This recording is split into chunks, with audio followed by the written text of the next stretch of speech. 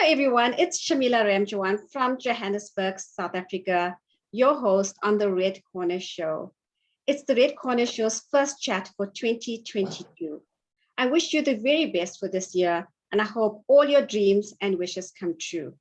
Today, I will be talking to Serina Kista from South Africa, who hopes and wishes that her dreams will come true. Serina, a 3-year-old Princess Kylie's mom, will be sharing her journey of not only being a mom of 3, but she will be talking about the challenges she faces with Kyleigh, a child that was diagnosed with a complex congenital heart defect at birth. Hello, Serina. Welcome to the show. Hi, Shamila. Thank you so much for having me. It's only a pleasure. So you are going through so much at the moment, and there's so much that I want to ask you and talk to you about. But I think, we need to get to the crux of the matter. Firstly, tell the audience about Kyleigh.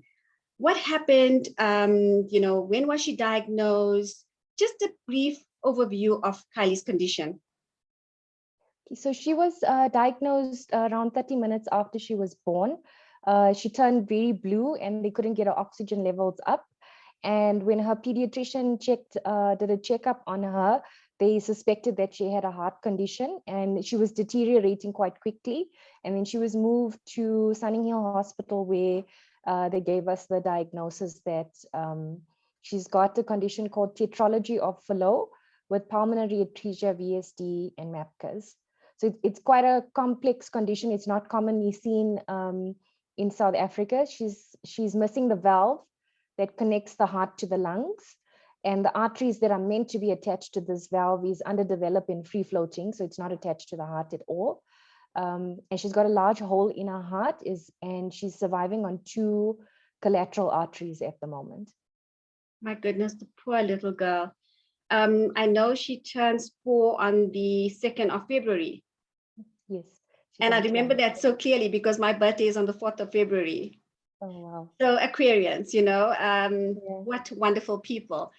But Serina, just a little bit about Kyleigh. So she's undergone quite a few operations already.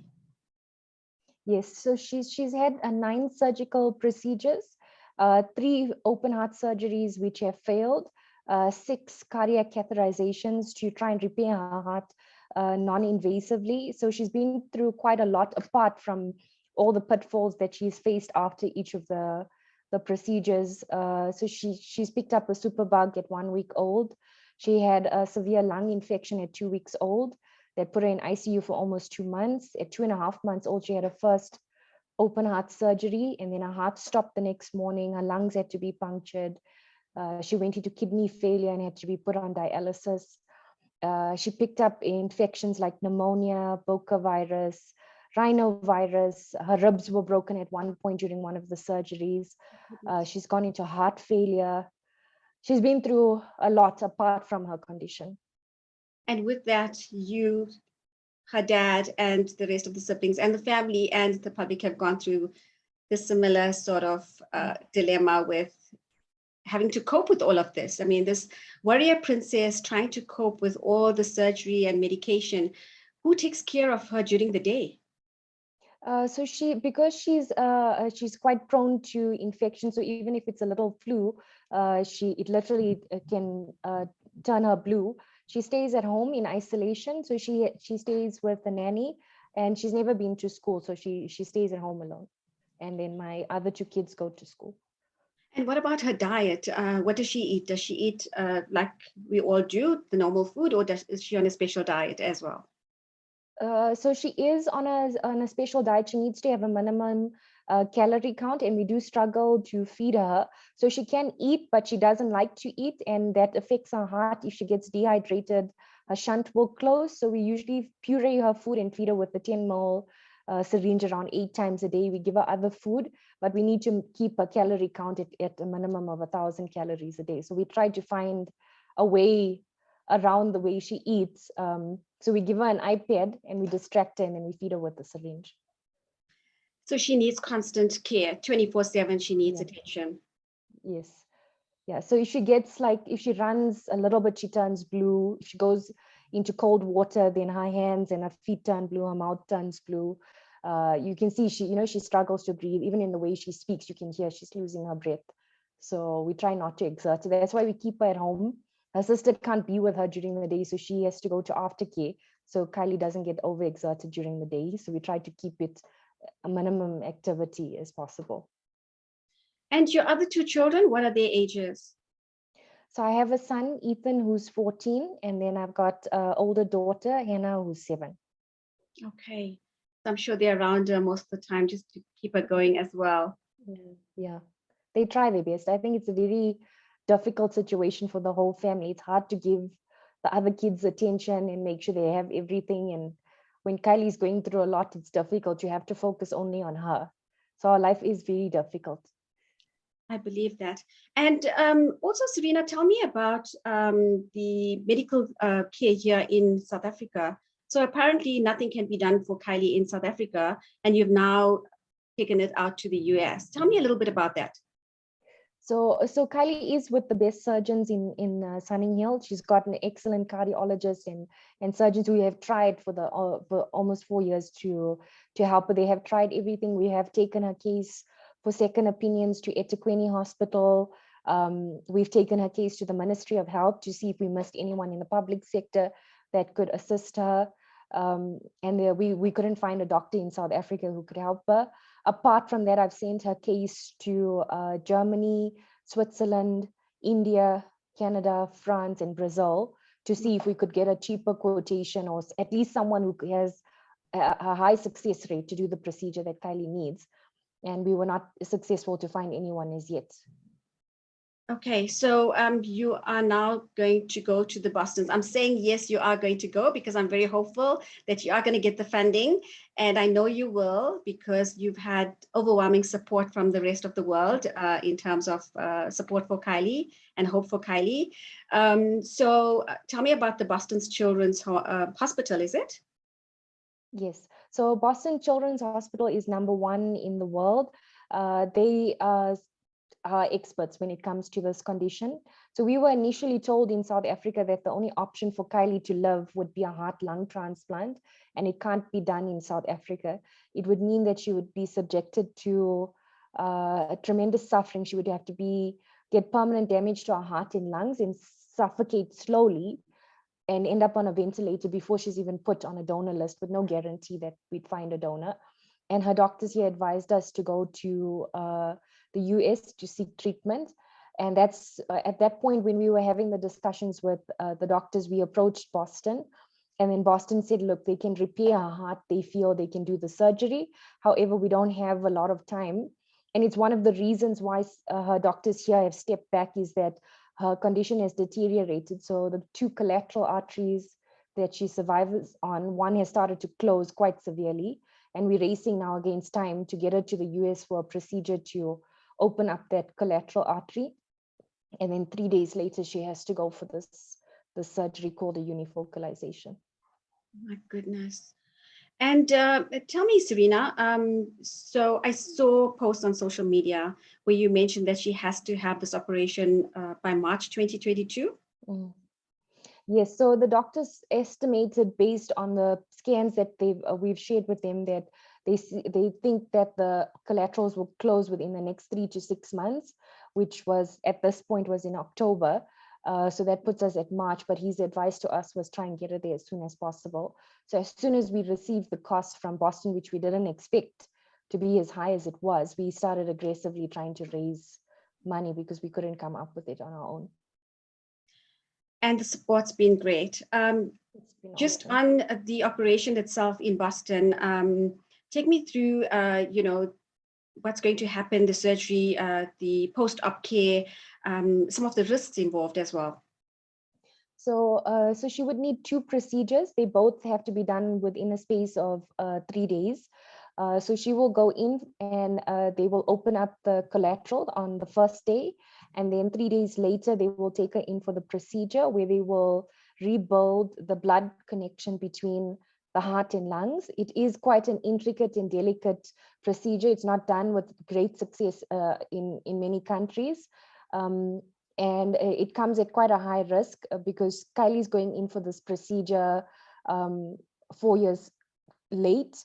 She should have had this procedure 3 to 6 months, which wasn't possible when she was a baby. But the doctors in Boston are confident. They've seen cases like hers, and they've brought kids through it that are alive today. And they have a high success rate. They have a low infection rate in the hospital. So it gives us an assurance that she wouldn't pick up anything after the procedure. So for the post-operative care, she would be in ICU for around 2 to 3 weeks after the surgery. So the surgery itself should be around 10 hours. And then once she's discharged, she would need physical therapy. She's going to need wound care. She would need to be on oxygen, on medication, all of which is not covered with the quote that we've received from Boston. It only covers the surgery. And are you and your husband going with her? Yes, we will travel with her. Okay, okay. And so the fundraising efforts, where are you now? So we've raised around 4 million rand so far as of today towards her surgery. And your target is over 5 million and it's going to cost in excess of 5 million. Yeah, we can't even estimate what it would cost for therapy or the cost of wound care at Boston. So we just trying to raise as much as we can. The deadline for the surgery is the most urgent because we can't get the surgery date without paying them in full, and we can't secure the visa either. So everything only starts the moment we pay. So our deadline to get it, if March is the goalpost, we'd have to pay end of January to be able to make it there in time. And I'm sure that's going to happen. I can tell you that with the support that you're getting from the world, Kyleigh is going to be that warrior princess, and she's going to live through all of this, and she's going to be the best ever. So Serina, I don't want to take up too much of your time because I know you have your hands full, but what is your message out there to everyone? So firstly, I want to say thank you. I think, when we got the quote, I remember the moment we got it and our hands were shaking. I literally felt like I was going to pass out. And my husband and I just said, how are we going to do this? How are we going to save Kyleigh's life? But in this last couple of weeks, there's so many people that have come to our rescue.